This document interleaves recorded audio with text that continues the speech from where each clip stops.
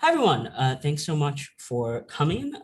We're very excited to have Matthew McCullough here today. Kindly is going to tell us about his very cool recent work on self-organized localization. Matthew has done lots of cool things and has contributed lots of cool new ideas on naturalness and on dark sectors and on how those would be seen in cosmology and colliders and direct detection and astrophysics. Lots of cool stuff. And so when I saw this work on the archive, I was sure that it would make waves, albeit solitonic ones. That joke, it was a bit better in my head. But in any case, very happy to have Matthew here. So whenever you're ready, thanks. Take it away. Thanks very much, Seth. Thank you very much for the invitation to talk about this stuff. So this is, there's a good mix in Chicago of cosmology and particle, and everyone's very familiar with all the sorts of things, the ingredients, I think, of the sort that I'm going to discuss today. But this is a project sort of trying to tie together cosmology and questions of criticality in particle physics that we undertook during the last 18 months in confinement, and it was really a lot of fun doing this together. And I feel that with Jan and Tavong, and I feel like we sort of fell into a little bit of a black hole when we were sent home, and maybe this is sort of tunneled out the other side. Maybe this is some sort of leftover Hawking radiation. I hope it contains some information. Okay, so the content of this talk and the paper is really, we believe, a new phenomena that can appear in inflation. I'm mostly going to talk about eternal inflation that has relevance potentially to questions of criticality in the standard model and beyond. And so I'm going to talk first, I want to get all of the skeletons out of the closet first. So I'm going to talk first about the questions of inflation and eternal inflation and some of the sorts of thorns in our sides or stones in our shoes when it comes to dealing with these topics. I want to get them all out of the way in advance, which is what we did in the paper actually, before getting to the particle physics application, so everyone knows where potential issues may lie or where future questions remain. So normally, this is the reaction when model builders try to do things involving particle physics and inflation. There's a lot of fear and terror whenever that inflation wanders into the eternal regime. And there are very good reasons for that. Although I believe that ultimately we may end up finding ourselves in a situation where we have to grapple with questions of eternal inflation and particle physics at the same time. And so when we see, there's been, a handful or more than a handful of papers trying to link cosmology and questions in particle physics in the last few years. And I think the Relaxion was really, in my view, the moment that catalyzed a change of direction there. Those efforts usually do their absolute best to avoid inflation in the eternal regime because of things like the measure problem. And we're sort of perhaps stupidly going in the opposite direction and sort of embracing it and seeing what we can squeeze out of it. So I believe that we sort of need to talk about eternal inflation again. Of course, I'm not implying that nobody has done that. There's been a lot of work by many great theorists trying to understand what the predictions of eternal inflation are for particle physicists. However, it's never really in my mind been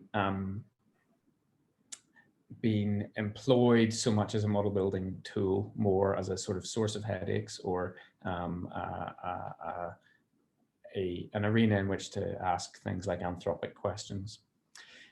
So a little bit about the framework that we're going to use, the tools that we employed. The main tool is this old stochastic approach to inflation, which was developed by Starobinski and many others, Linde, Vilenkin, Guth, all sorts of people. And it's been, in my mind, a very useful guide for thinking about inflation. Also, there's been a sort of a recent renaissance in thinking about the stochastic approach, which goes towards sort of trying to derive not only the stochastic approach, which sort of treats scalar fields, light scalar fields, as if they're sort of classical evolution, with some sort of Gaussian noise. It's essentially what it looks like. Of course, this is related to modes leaving the horizon and becoming classical and things like this. But there's been a bit of a renaissance in revisiting the stochastic approach and trying to derive it from first principles in a quantum field theory sense. And what's really neat about the QFT calculations is that they give you, the original stochastic approach plus corrections, so you can calculate, quantum corrections and loops and RG evolution, all sorts of things. There's even in my mind, a very exciting recent paper just a few days ago, 3 days ago or something like this, by these authors. Of course, there's still much work remaining to do.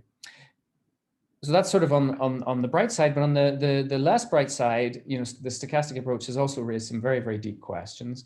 And eternal inflation appears to be a relatively generic phenomenon in inflationary models when we study them using the stochastic approach. And eternal inflation raises some very, very, very big questions. They're questions that are sort of similar in nature, I believe, and I think some other people as well, similar in nature to things like the black hole information paradox. Once we enter this eternal regime, there are many questions about the entropy of de Sitter and so on, which I will come back to. So why should particle physicists care? Well, I think we should care because this fact that eternal inflation will lead to a multiverse, whether that multiverse is some complex stringy one with 10 to the 500 vacua, or maybe that multiverse is just a simple light scalar field, and every place that scalar field could live on the potential in our universe is essentially a multiverse if the eternal inflation can realize all of these possibilities. So we really are but one, in this perspective, one universe within the multiverse. And in each one, there would be, potentially, if there are lots of light scalar fields whose background values control things like standard model parameters, there would be different parameters, maybe different forces, all sorts of things. So when we try to sort of think about this from the perspective of our universe, it's sort of like, if we had a box full of gas, at some temperature, and we measure the velocity of an atom or a molecule or whatever's in there, and we just measure the velocity of one of them once. That's sort of like the situation we're in the universe with measuring our parameters. We're in one universe and we measure the parameters once. From that measurement, if we don't know anything about the temperature or anything about the gas, from that measurement, we can ask questions like, is that value of the velocity a likely one or an unlikely one? And we can perhaps sort of try and reverse engineer things to sort of do sort of Bayesian style perspective and say, well, the likelihood is that the temperature must be similar, must be such that, half mv squared is of order the temperature, unless we're in we made a very unlikely measurement and it's sitting out in the tail of a Boltzmann distribution or something like this. But those would only ever be guesses because we can't add context to them. To have the context, we really need to know the properties of the statistical ensemble at equilibrium. And if we know those properties, even if we haven't measured all the other atoms, if we just know the velocity and we happen to know something macroscopic like the temperature and the fact that it's at equilibrium, we can all of a sudden put a great deal of context to that measurement. We can say, well, yes, it was actually a relatively likely outcome, or actually, no, it was an unlikely outcome depending on what we've measured. So context is everything, I think, when we're thinking about our place within the universe. And so if there's a multiverse in which parameters, etc., are being scanned, then by measuring parameters just within our universe, how can we know if they're likely or unlikely, tuned or not tuned? We can use anthropic arguments, which I think can be enlightening, but it sort of begs the question as to whether or not we can do more or do better. And if we're going to do that, we have to start wrestling with this notion of the full statistical ensemble of universes.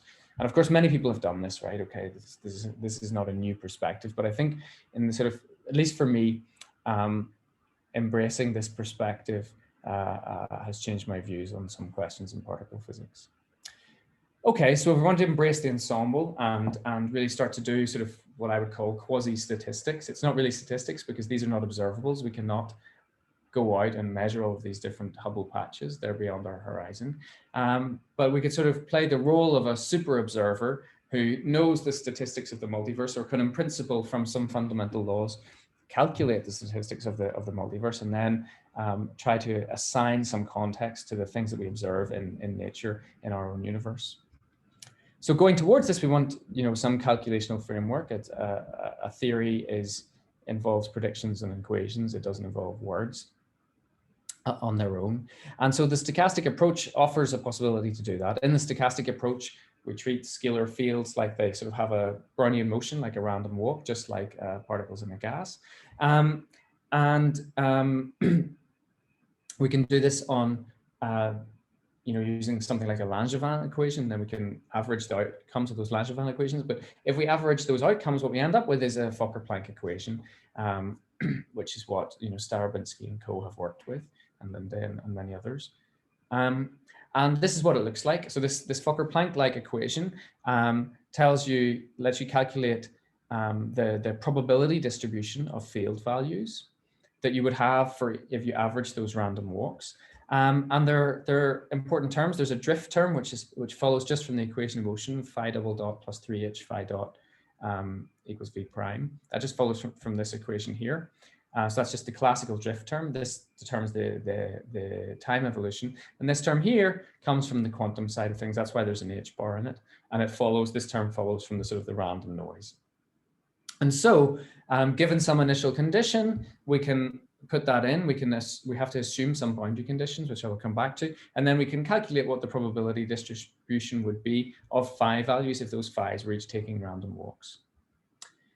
Life isn't so simple, however, because we don't just have those random walks. Depending on where phi is in its own scalar potential, phi is this some light scalar field, not the inflaton, some light scalar field. Depending on where it is, if it's higher up the potential, those patches will actually inflate a little bit more than the patches lower down. And so what we want to do, which is also something that many people have done in the past, is to chop up the volume and look at the volume distribution. So we average over the volume, the volume weighted random walk. And that gives us this equation here, which we refer to as the FPV, which for all practical purposes just includes an extra term, which involves the volume expansion. Okay, so this isn't a Fokker-Planck equation. Probability is no longer conserved. This is not, the P should not be really truly interpreted as a probability distribution. It's a volume weighted probability distribution. So it essentially has dimensions of volume. But then we see there's quantum, there's sort of three effects that we need to think about. There's the quantum noise, some drift, and some volume expansion. Finally, we're sort of interested in solutions that are independent of time. What I mean by that isn't that they have zero time derivative. What I mean is that they look the same at all times. So, and these solutions are actually unique. If you start with some initial conditions and you set your boundary conditions, then there's a unique final state distribution for the volume weighted field values. And that does inflate at some rate. It has some expansion rate, global expansion rate. So there is an e to the ht, where h is h is the total inflationary rate of that solution. But then that just multiplies some distribution, which is just purely a function of phi. So the stationary solutions satisfy p dot is proportional to p. It doesn't change. The distribution is not changing as a function of time. As I said, you have to supply, this is a second order equation. And so much as in an effective field theory, the cutoff is a fundamental part of the theory. Here, the boundary conditions are just as important as the equation. One cannot have a conversation about this equation without a conversation about the boundary conditions, because it's second order. You can't solve it without supplying some boundary conditions. I won't always, in this talk, explicitly state what they are. If I don't, that's because it's not so important. If changing them wouldn't change the outcome very much. There are cases where they are important, and I will highlight that. Okay, so what are the sort of questions or issues when it comes to this stochastic approach and inflation? The first is that there is a limit on how many e-foldings you can have before you're automatically in the regime of eternal inflation. And this is a statement that is independent of shapes of inflaton potentials and things like this. This has been studied by many people in the past, notably Guia and collaborators, and also Nima, Arkani Hamed, and Leonardo Senatore, Sergei Dubovsky, Matthias Eldariaga, and others. And so The point is that there's essentially, once you can show that once you have a number of e-foldings that surpasses the entropy of de Sitter space, you're automatically in an eternal inflating regime. So even though we're not specifying what our inflaton sector is, if we have to wait in the applications that I will come to for particle physics, if we have to wait a number of e-foldings longer than this to reach a sort of steady state phi distribution, then whatever is happening with the inflaton sector, we're automatically committed to eternal inflation. So that will be a recurrent theme here. That isn't necessarily the case for the dynamics that I will discuss, but in the sort of particle physics applications it is. I don't necessarily, as I said at the start, view this as a negative thing. I think I would have even, 2 years ago. But at the moment, given that eternal inflation seems to be a relatively generic phenomenon in terms of the models of inflation, I sort of view the fact that our scenarios go hand in hand with that, perhaps even favorably. So that was the good, the indifferent, and now we're getting into the bad and things are going to get worse. So we have to choose some sort of clock, and that's a choice of gauge. And when you're not in eternal inflation, that doesn't matter, as it shouldn't. Physical observables should be gauge invariant. But unsurprisingly, when you go to eternal inflation, suddenly your gauge matters. You can calculate what seems like observable, physical observables in 2 different gauges, and you get 2 different answers. My personal belief is the reason for that is that they're no longer observables. Once you're in eternal inflation, they're no longer observables in the usual sense. Once you're in eternal inflation, you can't access, there are parts of the universe you will never ever access. So you can't measure this distribution. And so it's not becoming an observable, it's not an observable in the usual sense at that point, which I think explains why there's this gauge dependence. So you have to choose some sort of gauge or measure or clock. The equation, we define one parameter family of gauges in this way, where this psi is the gauge parameter. This is how if we change time variable in this way, where Hubble depends on phi, this is how the FPV changes. I'll come back to the questions about that in a bit. A second cause for concern is that once you've waited longer than that entropy time, what that essentially corresponds to is that the semi-classical gravitational corrections have accumulated. Each of them is small, but they've accumulated to become so large that they change the classical configuration, right? They climb the potential, for instance. So your total vacuum energy density has changed. That smells like it might mean semi-classics is breaking down. And it's also very similar in logic and spirit to black holes. Once you start with a black hole, it's a classical object, but the semi-classical gravity is a small effect, time step by time step, but ultimately it completely changes the system. Ultimately, the black hole evaporates, and it's the same sort of story here. It's analogous in some sense. On the other hand, it sort of is looking at the moment like semi-classics for black holes maybe doesn't break down, and there are other field configurations like wormholes that one must consider. But the actual semi-classical arguments, effective field theory arguments, essentially are not breaking down. So maybe that doesn't happen here. I don't know. I don't think anybody really does. Another reason that one shouldn't necessarily have to worry about this, although it's not clear, is just there are other analogies, I guess, probably quite relevant for in Chicago with Fermi and everything. But if you take a large lump of radioactive material that beta decays, and you put it on your table and you wait long enough, after a lot longer than the half-life, that entire block of material has completely changed. Each individual decay is well described by an effective field theory. The effective field theory never breaks down, yet the classical system ultimately becomes completely changed by an accumulation of quantum effects. So we're not sure. The second thing that I've already alluded to is that once we're in this sort of eternal inflation regime, we have to try and make predictions for patches of the universe that have reheated, because we're in one of them. But in eternal inflation, there are always patches that are still inflating. So what we would call the reheating surface, which is some space-time surface where defining patches that have started reheating or even started in the past have been reheated.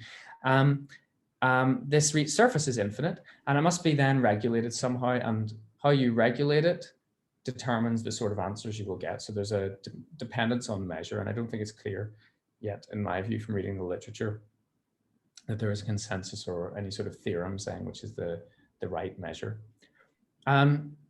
We take proper time as the measure for the phi dynamics. So we're not specifying the inflaton sector, so it's not clear to me how these things work together, but we're taking proper time as the clock by which we look at phi dynamics. So we're essentially assuming that reheating is sort of happening in this multiverse at a relatively constant time, a constant rate as a function of proper time.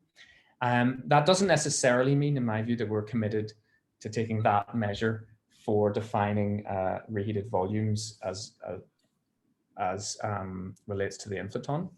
But nonetheless, there are things that can arise. So for instance, Boltzmann branes can arise. We're not sure if that applies to our scenarios, because you'll see all of our scenarios want the universe to be very, very unstable. That's sort of the point. We get tuned towards criticality. And so Don Page showed that if you only create universes that last a short time, there may not be a Boltzmann brane problem.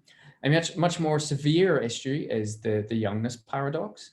So if you work in proper time, then the volume of universes that would have been created with observers with our current temperature of 2.7 Kelvin or whatever it is a factor of e to the 10 to the 60 smaller than the volume of universes containing observers with a temperature of 5 Kelvin. Now this sounds a bit crazy, but actually it's a very, very, in my view, a very robust statement.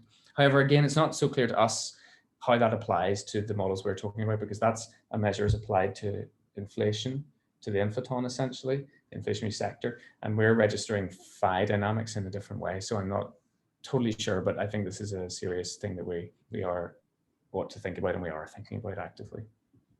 Okay, and then there's some things that are just downright a bit ugly. I wouldn't rule them out. I think they're less severe in my view than those previous considerations, but there are some, to other people, they may be more severe, which is that all of the models that I will discuss are in the swampland. Although, that being said, a lot of slow roll inflation models are essentially in the swampland for the following reason. So the swampland de Sitter conjecture is this, that the gradient measured in Planck units is an order 1 number multiplied by the energy density, the vacuum energy density. But we know also that epsilon, the slow roll parameter for slow roll inflation, is given by this quantity here. And you can see that V prime over V in these units multiplied by M Planck has to be larger than an order 1 number, yet that would mean that epsilon would be larger than an order 1 number, and which is inconsistent with slow roll inflation. So our models are inconsistent with slow roll inflation, but with the swampland conjectures, but also actually is even the assumption of some sort of background slow roll inflation. Furthermore, in all of our models, the field range we are considering is very much super Planckian, sort of reminiscent of the relaxion, and that violates the swampland distance conjecture as well, which suggests that for canonically normalized scalar fields, they will not traverse distances in field space larger than essentially the Planck scale. So one can take these considerations as seriously as you may wish. I'm not sure how to interpret them. I wouldn't see them as no-goes for model building yet, but they certainly need to be kept in mind.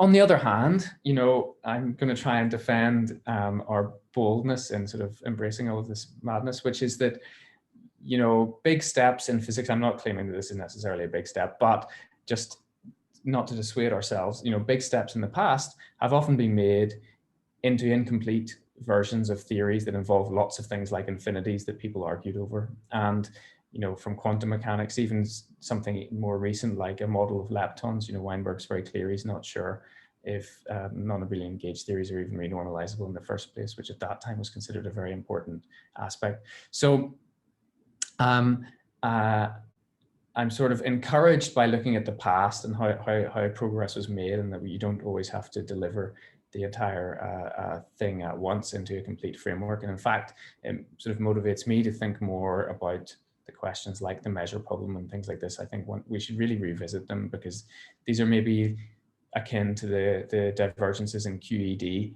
that took some very, very clever theorists thinking in different directions to really figure out how to handle them. And maybe we're sort of in that situation with things like the measure problem.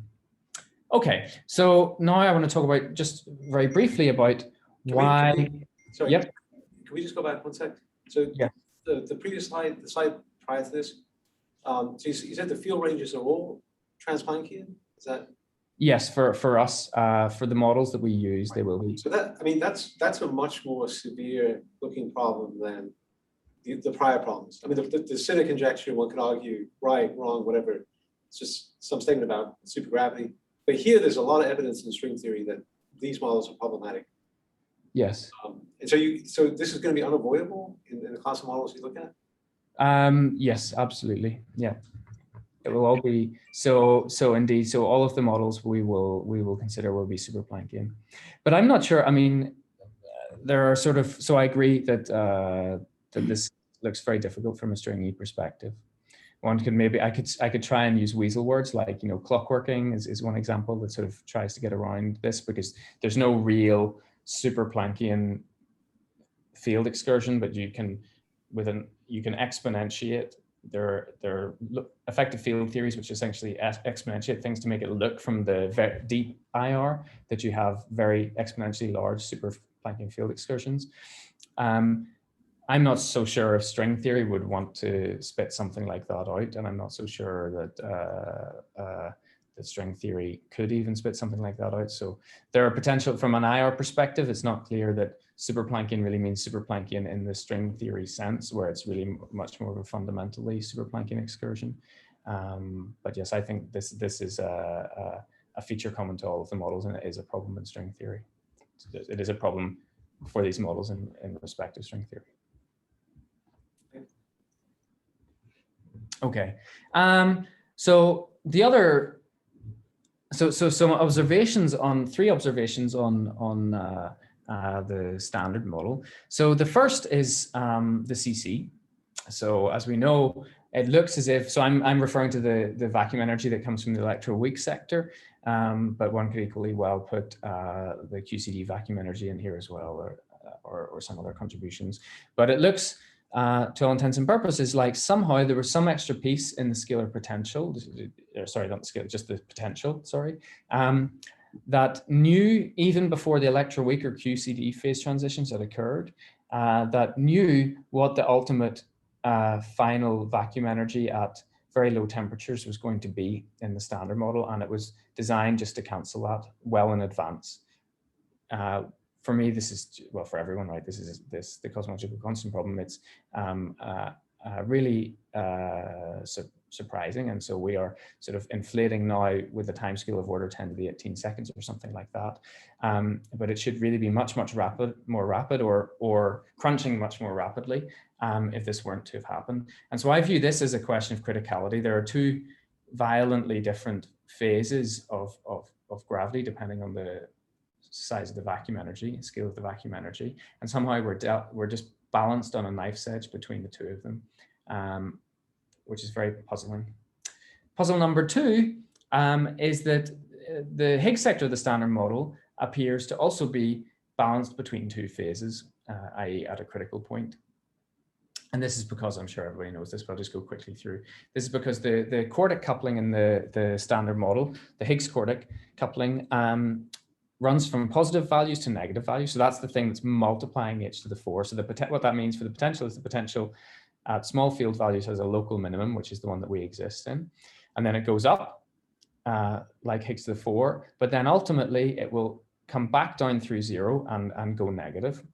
So this is just the quartic in the plot here.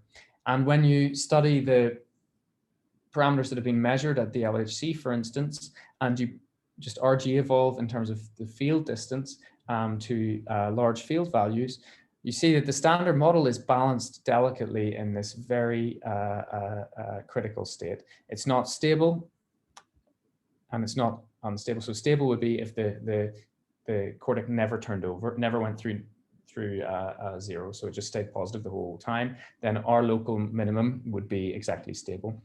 On the other hand, if it went negative pretty much immediately and stayed negative, then the universe would be unstable. Somehow we're right here in this little dot, which is very, very surprising and odd. We're just at the parameter point where we appear to have two vacua that could can coexist in nature, which is very, very strange and a question of criticality.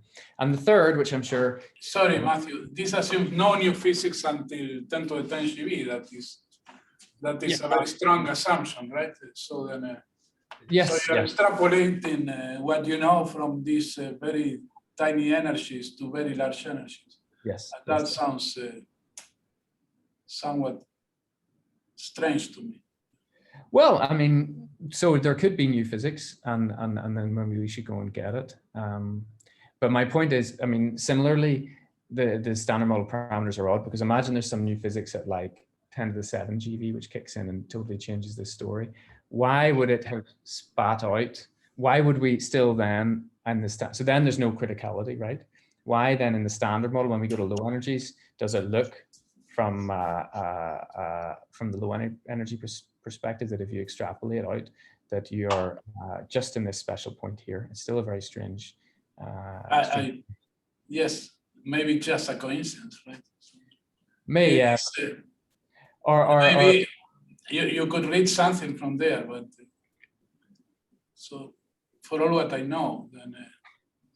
Well, look, you know, our job is to stare at these weird features, right, and try and figure out what's that's fine. That's fine. But it's just that it's not a fact. It's just a statement of if you extrapolate the known physics to very high energies, you find this nice behavior.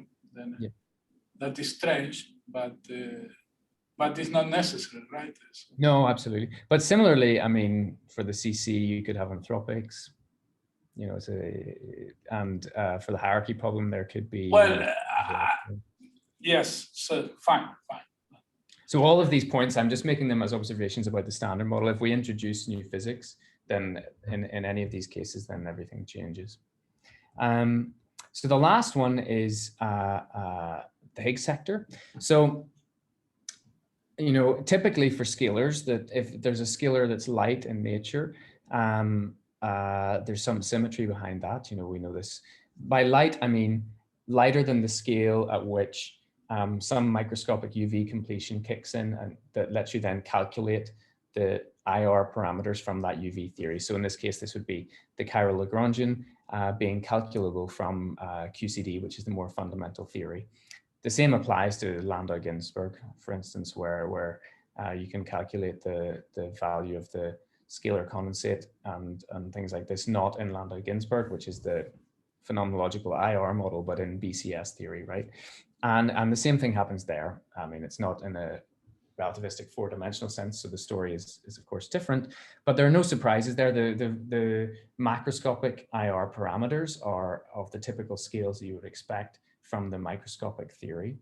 And the same thing happens for pions. The macroscopic IR parameters are exactly what you'd expect from the microscopic theory, UV theory. And there is a scale separation, but there's a very good reason for it, which is the approximate chiral symmetries in the standard model. Yet in the Higgs sector, it appears to be totally different, right? We haven't hit up against the UV completion of the Higgs sector yet. And it appears then, so whatever the UV completion is, where we will ultimately be able to calculate and predict things like the value of the Higgs mass or the W mass and things like that. Wherever it is, it looks like it's not around the corner. It looks like it's at least, you know, above a TeV or so. And so the LHC is really telling us that there's a scale separation here, but when we stare at the standard model, we don't see any of the IR symmetries that would be the telltale signs for a scale separation. And so there's a big question here, which is a question of criticality. It's like, you know, in a superconductor, if we think about the Landau-Ginzburg theory, right? Superconductor, the mass squared is a function of temperature, and in the lab you can tune that temperature such that the effective mass squared is very, very close to zero. And what that means, practically speaking, is that you're sitting very, very close to the critical point, or right on the critical point. And if you were to do a tiny change in the temperature, that leads to a big change in the mass squared, because you've just fine-tuned the system, and that leads to a big change in the physics, which, you know, is a useful tool in something like a transition edge sensor. It looks like the standard model is like that, except not temperature. We haven't, you know, nature hasn't tuned some temperature. The temperature is always evolving, but it's more like some background parameter has been tuned sort of like another example would be, you know, the background magnetic field in the Ising model or something like this, where you can tune it so that you're just sat at criticality, where the two phases can coexist, where all spins, you might have started with all spins this way, and you tune then a magnetic field pointing that way more and more, and you get to a point where at some point you could have a first order phase transition and they'll all flip, which is another phase, but both phases can exist for some time. The unstable phase, not forever. It will ultimately flip at some point, but it can exist for some time period. In practical terms, you know, the proximity to the critical point is really signaled by in the macroscopic theory, because you get things like discontinuities in derivatives of the free energy. Things like the heat capacity, the magnetization, all these sorts of things that you find discontinuities. And where the order of the discontinuity that it shows, the order where the discontinuities show up tells you what the order of the phase transition is. And microscopically, that's just, those discontinuities are just showing up because you have a microscopic coexistence of two phases, just like in the Ising model, right? You plot it, the effective energy, and if you always stay in the lowest phase, it looks like you've got a first order discontinuity, but actually what you see is that there's a little bit of overlap, a region if you zoom in on that discontinuity, and there are actually two phases that can coexist at the same time, two separate factia. So for the Higgs, it's not like temperature's being tuned, but the story is, and actually for the other examples as well, is very, very familiar from just our usual sort of statistical mechanical way of looking at the world. And instead of varying some temperature, it's more like there's some background field. For us, it'll be a scalar field, but you know, in a superconductor, it could be something like a background magnetic field or something like that. And it looks like we're tuned to lie, whatever temperature we're on, we're tuned to lie on this critical point. Okay, so now to get to the model. So the idea is to sort of see, you know, if we're in eternal inflation, can that push us towards points of criticality in terms of parameter space? So we're going to use that stochastic approach. I'm just going to define the setup a bit here. So we assume some background energy density that will ultimately go away when the universe reheats. So this is our proxy for the inflationary sector, which we take to be incredibly simple. We just take it to be some sort of de Sitter energy and constant de Sitter energy. And we add some scalar field, phi, and we just play the usual EFT rules. So we normalize it relative to some field range. We're going to call that F. That could be like some periodicity range, but actually we're going to assume a smaller slice, a little bit smaller. So it could just be some sort of curve with monotonic curve or something like this, that field range. The potential here we will assume is, for our purposes, that we've chosen a portion which is relatively monotonic. And it follows effective field theory power counting. So it's just some generic expansion in phi over F with order 1 Wilson coefficients. We plug this into that FPV equation, and we can expand out whenever this whole thing across the, regardless of the field range, any point in the field range is smaller than this thing, we can just Taylor expand in a ratio of this over this to simplify the equation a bit. And we get this equation here where we've just absorbed some H bars and things like this into our parameter definition. So alpha here is the parameter that multiplies the quadratic term, sorry, the second derivative term. So it essentially measures the size of quantum effects. Beta measures the field range. That's the decay constant over m Planck, which I said would be a very large number. And psi is the gauge parameter. We'll set it to 1 for proper time. And then there's big T is just our clock with respect to time, and TR is a characteristic time scale for the evolution. Yes, there's a question. Yes, sorry. Is the assumption omega 0 equal to 0? Is that a fine tuning or is that critical? No, it will never be a special point for us. So you could shift phi if you want by some number of order f so that it's omega 0 is not, so this isn't at 0, and it doesn't change the story. And then, you know, you can reabsorb it into what you define to be H0 and things like this. Okay, thank you. Not a special point for us. Okay. What is omega again? So sorry, I missed it. So this is the scalar potential. The potential. Okay. So it's like, you know, if you have the axion and you Taylor expand about some random point, Very good. the cosine potential, but we're just assuming some generic EFT. So these CNs are order 1 sort of numbers. And P is the probability of finding phi at a given value? What? Yes, exactly. So that was that volume weighted field distribution. Yeah. So exactly. So P will be a function of phi, a probability distribution. And ultimately we will see that that's peaked at certain phi values. Very good. Thanks. Okay, so when we're in a steady state, so I said ultimately we will be, any initial condition will evolve to the same steady state. And then, so this time derivative just pulls out a factor, some eigenvalue of the time evolution operator. So this just becomes dp by dt is just lambda times p essentially. So the equation we'll ultimately want to solve is this equation here, where we've now just got lambda and no t derivative because it's an eigenstate. And there are some things we can learn. So first is if a peak exists somewhere, if there is localization of this thing at some point, it will have a position which is determined by the inflationary rate. Oh, there's something's cut off here. I deleted something when I was changing my slides. And we can see that more clearly here because if there's a peak, then p prime is 0 because it's a peak. And if the width isn't too small, then this term will also be subdominant, and you can check that after the fact that it works out to be self-consistent.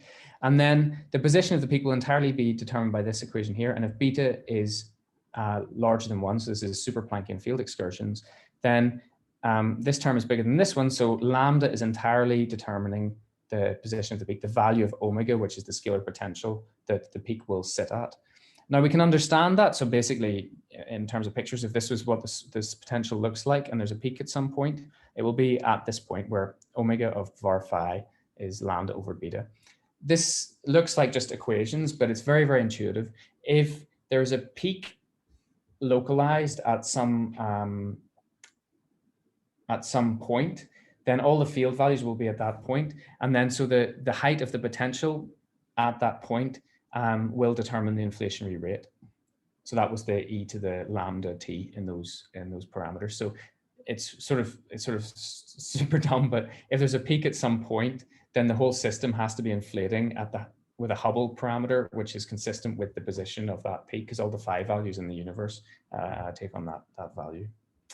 Okay, more specifically, we can sort of solve this for various different scenarios. If you just take a line as an example, these results will not be special to the choice of a line. You can do it on a slice of a quadratic or something like this. It doesn't change. But if you just take a line, if we assume absorbing boundary conditions, then you find that depending on the values of alpha and beta, you can see different effects. So when alpha and beta are less than 1, which means that the volume effects combined with a quantum effect are a small perturbation, then the theory behaves classically. So you've put an absorbing boundary condition here, so the field can't roll beyond there, but no matter what initial condition you start with, it will end up all peaked down at the bottom. It tries just to roll down classically.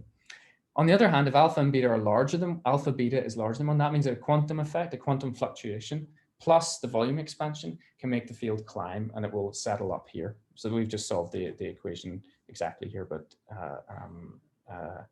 there's also an intuitive picture for this.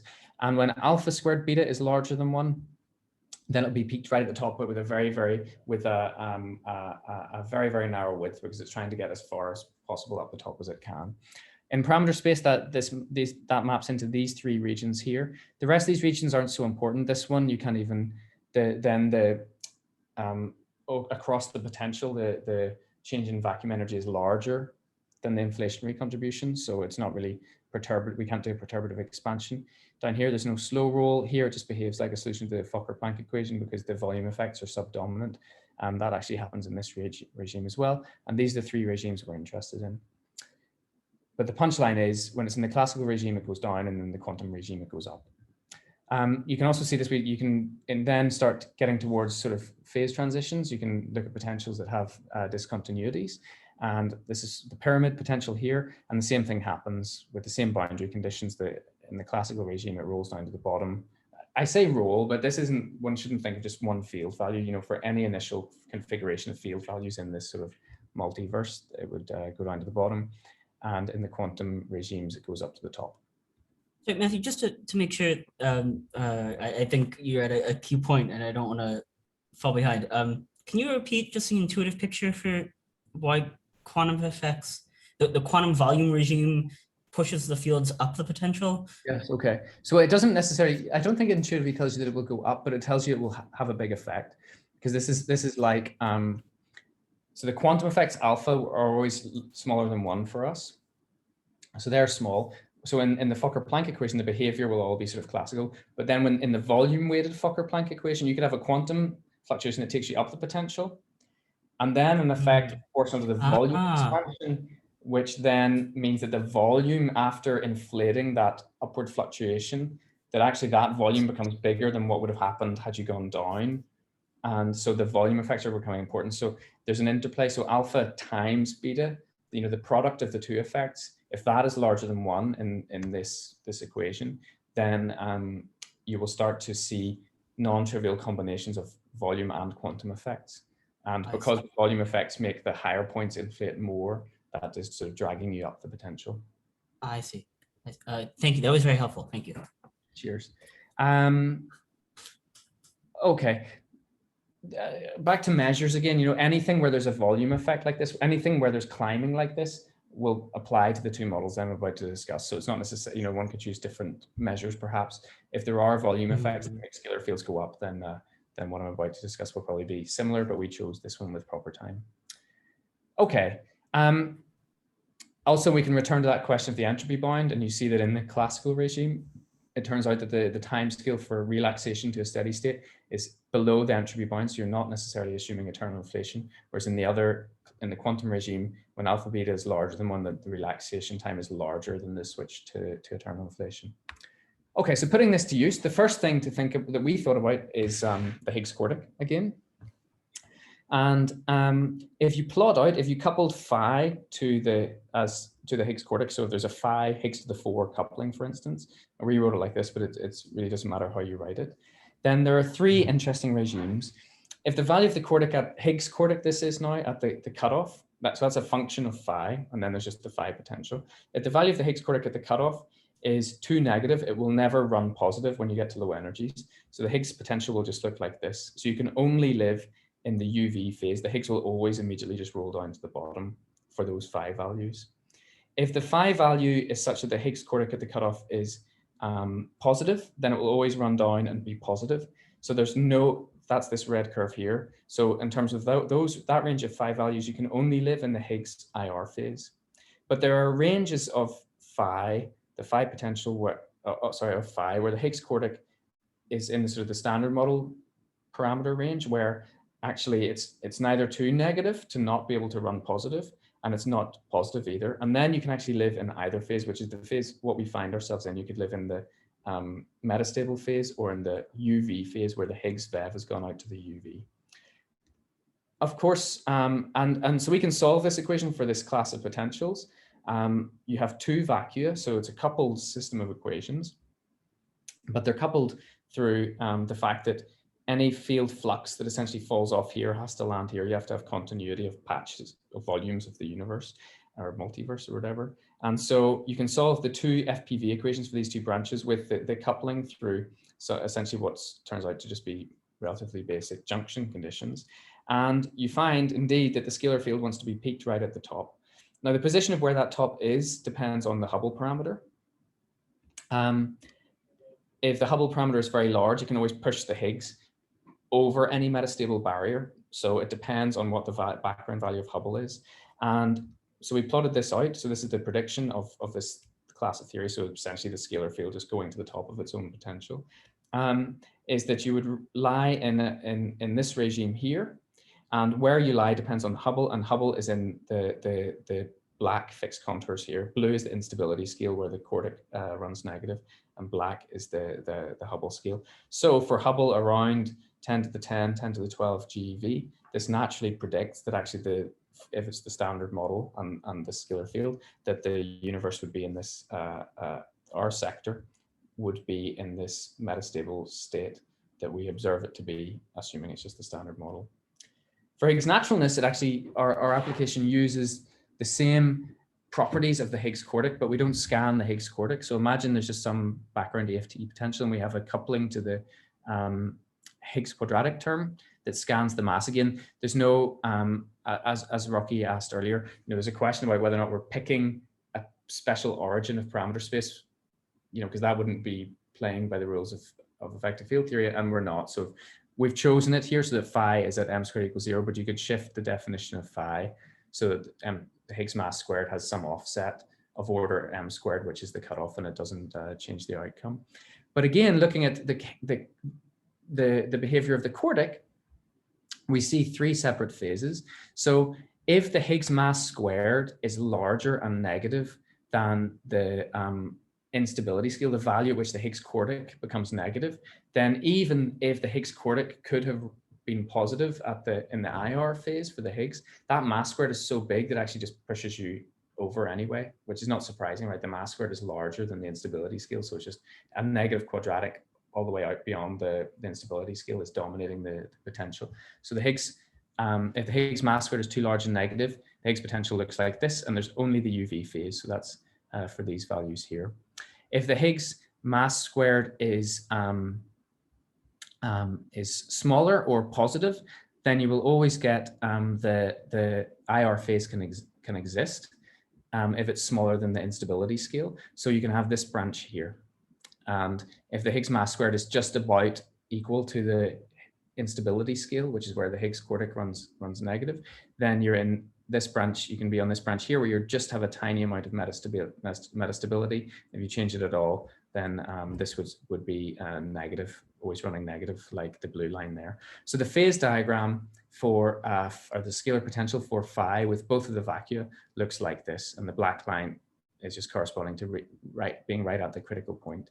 And so then the prediction for the field dynamics, what we're calling self-organized localization, is that it will just hunt out the highest point on the potential, which is this point here, which is the point where the Higgs mass squared is equal to, or thereabouts, the instability scale. Of course, the instability scale, as Carlos pointed out, is 10 to the 10 GeV. So this doesn't solve this. It's interesting. This could solve, imagine the cutoff was like 10 to the 15 GeV. This could solve, you know, a part of the hierarchy problem, which is sort of quite cute. And how it's working is very, very nice because you're using RG evolution. You've got this scale an exponential scale separation, because it's the important parameter here is the point here is the point at which lambda runs through 0, and that is exponentially sensitive to the UV value of lambda. If lambda had started, you know, more negative, it would run through 0 at a lower point, for instance. Nonetheless, this can't do the whole job. So what we did was we added what we referred to throughout our work as junk, because we were unhappy to have to do this. Now I'm sort of changing my perspective. But if you add, for instance, light vector-like fermions that couple to the Higgs, you can lower the standard model instability scale drastically. And so what that means is that then if the standard model instability scale is much, much lower, of course, we have to be consistent with the lifetime of the universe and things like this, which is not trivial. Then this special point on the phase diagram would be at much lower scales, because it's at the point of the instability scale. So if the instability scale is like 2 TeV, then the Higgs mass squared would be predicted to be 2 TeV, for instance. And so this, we think, can explain the hierarchy, and it not the little hierarchy though. We're really talking about the instability scale, and the Higgs mass is below that. So if the instability scale was, you know, 2 or 3 or maybe something like 10 TeV, the Higgs mass is below that. So we have to have something else to do the little hierarchy. We added finite corrections from Hubble, but I'm sure there are other ways to do this. But nonetheless, this could be an explanation, and it's very, very predictive. It's telling you that there would be matter that would show up pretty soon that deflects the Higgs quartic even more than the top does and drives it negative quickly, and that the universe is much more unstable than we even thought it was. Okay, so in the last 5 minutes, I want to get on to something quite different. I mean, the motivation is the same, and a lot of the physics is the same, but there are some very different aspects in terms of this self-organized localization at critical points. So one class of potentials that I haven't discussed, which is interesting nonetheless, are this class that we call waterfall potentials, where you have some slope and some much more shallow slope that intersects with it, where the other vacua, so these are 2 different vacua that can exist depending on the value of phi. So for these values of phi, there are 2 vacua. For this value of phi, there's only 1. And this vacuum can tunnel down to this one. So you can think of this as being like those phase diagrams, a different version of those phase diagrams for the Higgs sector. You know, the Higgs is another field that can be in either of two vacua, and that has an impact on the effective potential for phi. So it can tunnel down. So what does the field distribution look like in this case? What does P look like? And it's sort of interesting. So if we assume that there's some, at these boundaries, that there's some constant flux being injected, the result is not sensitive to the precise value. We don't have to tune the flux. There's many orders of magnitudes of fluxes for which this will happen, but the fluxes can't be zero. So it is sensitive to this assumption of the boundary conditions that we're making. And it turns out that if this slope is in the classical regime, and this slope is very shallow, and we allow for tunneling here, and we include that in the, you know, model that with the junction conditions. We have some absorbing boundary condition here and some fluxes being injected here and here. Then it turns out that ultimately the field distribution on this slope becomes localized, not at this tunneling point here, but at the point which is at the same height as this vacuum here. And these are the two solutions. The reason for this is also quite intuitive. So the universe that involves bubbles of both of these states, both of these vacua, is in steady state. So the relative proportion of vacuum V versus vacuum H bubbles is not changing. Of course, those bubbles are expanding and changing all sorts of things, but the relative population of them, if you were to chop up on volume weight, is remaining constant. And so if these bubbles here are inflating just at an inflationary rate, which corresponds to this vacuum energy. And so if the bubbles on this vacuum are going to be in steady state with the bubbles in this vacuum, then they had better on average be inflating at about the same rate. Otherwise, they'd all be shrinking relative to that vacuum. And so what that means is that for a wide range of boundary conditions, we find that just through steady state, you know, it being a stationary state, and through these junction conditions, when you solve the equations, what you find is that there's a peak on this potential at the same height as this potential, even though the tunneling point is a long way away. Many widths of the peak away. And so what this points at is something rather intriguing, which is that you could in principle measure in one vacuum, a vacuum energy, which sort of looks a bit odd. And that has only come about because that vacuum happens to be in steady state in an inflationary sense with a whole other set of vacua for which that vacuum energy is a special number, where here it's just the height of that potential. So why is that interesting for particle physicists? Okay, so there's some assumptions here. I've mentioned them. This branch is in the classical regime. Branch is much more shallow. Yes, no great sensitivity to the boundary conditions. Okay, so what's the application? Which we didn't write a complete model, but we find this rather intriguing when it comes to thinking about the CC. So if we consider this setup with this sort of waterfall style scalar potential in a supersymmetric setup, then imagine, so forget about this background inflationary energy density for the moment, I'll come back to that. Then this vacuum here could be a supersymmetric or symmetric vacuum. So it could be at, you know, zero vacuum energy, just Minkowski. And it could be that the theory has, you know, for instance, two vacua, obviously potentially more, but two vacua, where there's another one where supersymmetry and R symmetry are broken, and that this gives a big contribution to the potential for phi. This is sort of similar if you were to think of, for instance, the axion or even the pion mass depends a lot on what the vacuum energy or vacuum field value there is for the Higgs. If the Higgs were out at the UV vacuum, then the pion potential is totally different than if it's near the IR potential. So we're making a similar assumption here. So in this vacuum, SUSY and R symmetry are broken. This vacuum, SUSY and R symmetry are unbroken. During inflation, we add some other sector which has vacuum energy, and of course, because this is, you know, supergravity, it will feed in. That vacuum energy will lead to some amount of SUSY breaking here and some amount of SUSY breaking there. So this isn't exactly flat during inflation. So during inflation, there's this other sector that adds just some constant energy density. Then during inflation, you could have this thing where the field on phase V, which is SUSY and R symmetry breaking, becomes entirely localized at this point here, where it's degenerate in height with this phase here. But then after inflation ends, perhaps through some decay of of some metastable vacuum or something like this, when you reheat the universe, this contribution goes away. So what we would do is that we'd find ourselves on this vacuum here, which is a lot of SUSY and R symmetry breaking, but at a point which is degenerate in height with this vacuum, which has no SUSY and no R symmetry breaking. So this is a way of approaching the cosmological constant problem, because here you'd have this self-organized localization tuning the CC in our universe, which has a lot of SUSY breaking, to be the same as the CC in a supersymmetric and R-symmetric universe.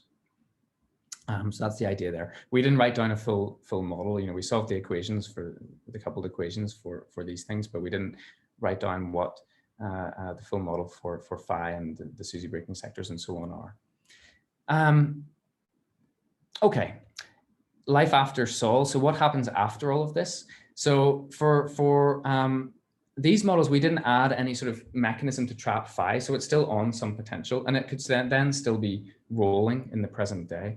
And so there are very, very stringent limits on that. The strongest we found that's important, that we found that was important, was that that would then be changing the present day value of dark energy, essentially, and there are strong constraints on that. And this forces us then, for many of these scenarios, unless we have a very low reheating scale, unless the inflationary energy density was basically like 20 or 25 MeV, then which saturates this point here, then we're automatically in these quantum regimes, because alpha squared beta has to be larger than 1. If the inflationary energy density during inflation was larger than essentially the BBN scale.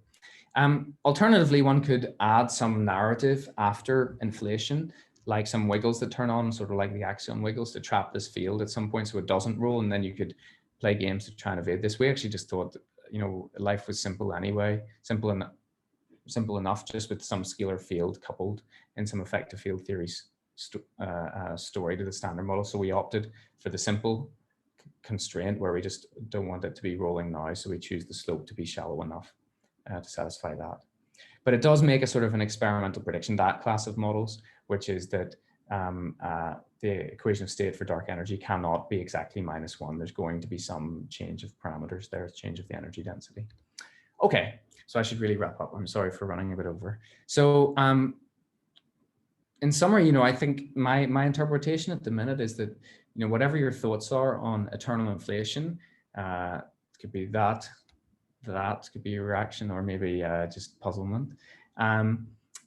I believe that, or even just in, you know, using inflation for model building and particle physics, I believe that because this fact that it can drive scalar field values, if they're scanning standard model parameters, it can drive scalar field values towards very special critical points is non-trivial, and perhaps it could have some relation to nature. I'm not going to claim that these models are solving all of our problems, but they strongly suggestive, in my view, that this fact that we keep staring at the world in a Wilsonian way, and yet the fundamental parameters that we're measuring seem to be telling us now a different story, maybe means that something totally different is going on, and perhaps self-organized localization has something to do with that.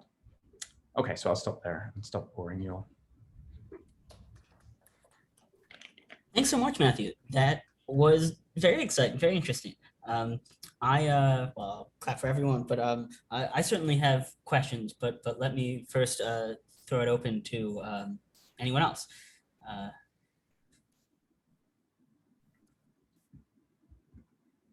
Or I can just go right ahead. So I think you mentioned something about this, but I guess I wanted to ask a bit more about the sensitivity to this volume weighting. Yes. Right, because that seems like I guess I'm worried the extent to which that is really driving what sort of dynamics you're finding. Yes, it's totally driving it. So if we had no volume effects, you know, so if we chose to work in, for example, a scale factor gauge, but again, I really want to emphasize, it's not clear to us that the gauge choice is the same as the one that you're using for you know, the inflaton. But if we did for the phi dynamics, then none of these effects would be there.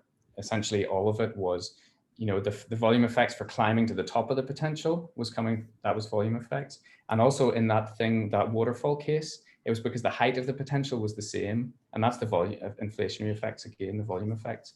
And so in those gauges, all of this would, in any gauges with volume effects, I believe this works. But if you chose a scale factor gauge where there's no volume effects, then all of these properties that I'm discussing, I think would go away.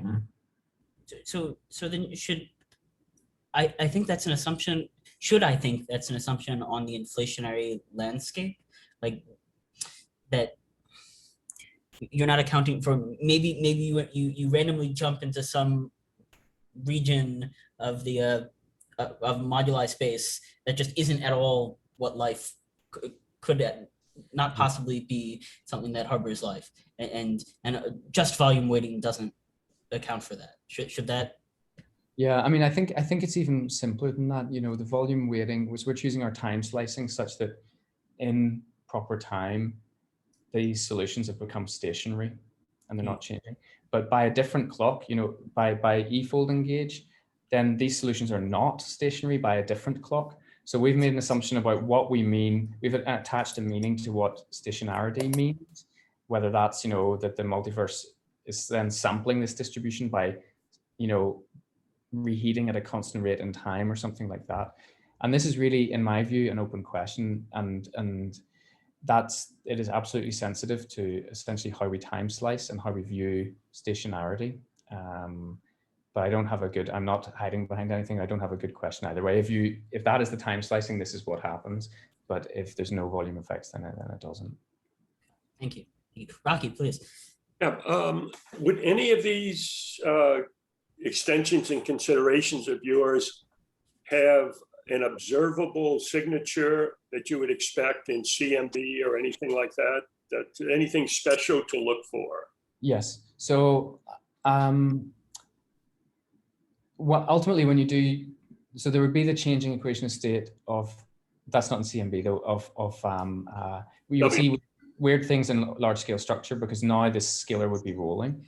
Also though, a large number of these models require a low inflationary scale. So for instance, the ones related to the Higgs, for the metastability, we were assuming 10 to the 10 GeV, so that's not so bad. But for the Higgs quadratic, we were essentially assuming the Hubble scale was around the electroweak scale. And for the CC, because we needed to be in that classical regime for that CC approach, we were essentially assuming an inflationary scale that was at BBM. So we can just about reheat to do BBM, but it's on the borderline. So there would be all sorts of weird things. You might even see issues in lithium, but also, you know, you're not going to see tensor modes anytime soon and things like this as well. So I think those are sort of bits of circumstantial evidence that would also have to go hand in hand, you know, with the Higgs sector. If the inflationary scale was, it looks, in our simplest model, it looks like it has to be the weak scale. It's not, you know, thereabouts, you know, around the weak scale. So that would be sort of a prediction for what the inflationary scale was. So there are certain aspects that I think do tie in with cosmological observables. Whether or not you could rule it out, I'm not sure, but there's certainly predictions for coincidences that you would observe. And the late evolution of the CC, you know, any effect on Hubble tension or anything like that? Yeah, I'm not sure. I don't think if you can fit the H0 tension with just a slowly rolling scalar or not. I don't actually think you can. I don't think it goes in the right direction, but I haven't looked into that yet. Well, you may not try so hard because locally there is no Hubble tension. So. Oh, okay. Yes, very good. I'm never sure how to, because I'm not, although of course I've read your book cover to cover, I'm not day to day a cosmologist. So I have to trust the people around me and their opinions on this, and I've not been sure how seriously to take that. Thank you.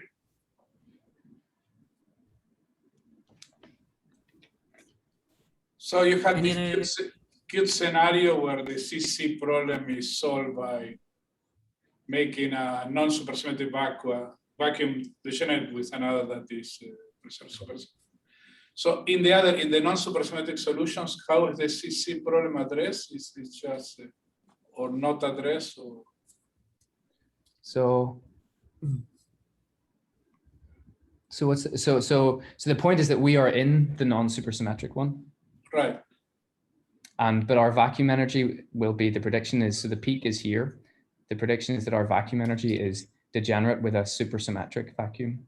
No, I understood that. In the other scenarios that you discussed, that did not. Sorry. Yes, no, we have, yeah, in those other scenarios, I don't think, unless you did some like multi-layers, you know, do the Higgs with some higher inflationary rate, and then you decay down to some other inflationary scale, and then you do this bit happens afterwards. I'm not sure if they can play together. You know, that other thing could have been supersymmetric. You know, here the SUSY breaking scale could be very high. It could be 10 to the 10 GeV or something like this.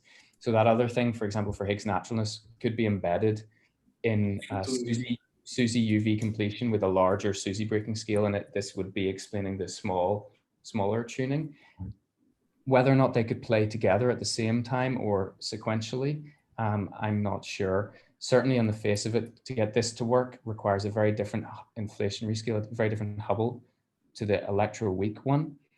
So that I think the best you could hope for is sequential sort of behavior, but we haven't really thought about that at all. Very good, thank you. Sorry for misunderstanding you at the start. No. I asked the question in a confusing way. Matthew, if I could ask one more question, dark matter, what are you going to do about that? Well, we didn't do anything about it, but here's I don't know if I should say this. No, it's recorded, so it's online, so it's in the public domain. Tomer Volansky yesterday said something very interesting. So I gave this seminar for another virtual seminar, slightly different. It was the first time I'd done it, so I've improved it a little bit since then. He pointed out that in some sense, the dark matter puzzle is a puzzle of criticality, because, you know, everything's adding up to give us the critical density now. So imagine the dark matter density is sort of a free parameter, and the criticality we want it to get towards is it sort of filling up what's left to get us to a critical universe. And so he suggested that perhaps one could view, and I've never heard this mentioned before, and it's just words, but I think it's interesting, that perhaps one could view the dark matter puzzle as through the lens of criticality. That's surprising, because, you know, what we know, if inflation is correct, is that the universe is flat. Yes. So it's not, you know, well, the universe is flat, so there's a certain baryon asymmetry. Yes. Okay, I'll have to think about that statement, but yes. It doesn't immediately. No, absolutely. You know, these things are all going to add up to one in the end of the day, but one means flatness, so it's not. You know, one is not a miraculous number if it's a flat universe. Yeah. Yes. Okay. I mean, yeah, no, you're right. I mean, maybe I'm overinterpreting a bit. Maybe 25 MeV is a very low reheat temperature. Okay, that's. Oh, for this, yeah, no, indeed, it's playing. It's playing as fast and loose as you possibly could with reheating. Well, although I mean, so here, you know, as you go up this potential, these bits where the CC is much larger could actually be, you know, there are classes of potentials where those bits could be very, very high, but the patches which have RCC, the patches that decayed with the field value here, then this is, yeah, like 25 MeV. I'm not sure. I mean, I think this coincidence about what actually happens, about the way that this vacuum energy gets tuned degenerately, is very, very interesting. Our application for the CC, it may have no relevance to it, and I'm not, you know, I'm less confident of that than I am of the other scenarios, which look a little bit more robust to me. So maybe this is just a curiosity. Thank you. Okay, let me stop the recording.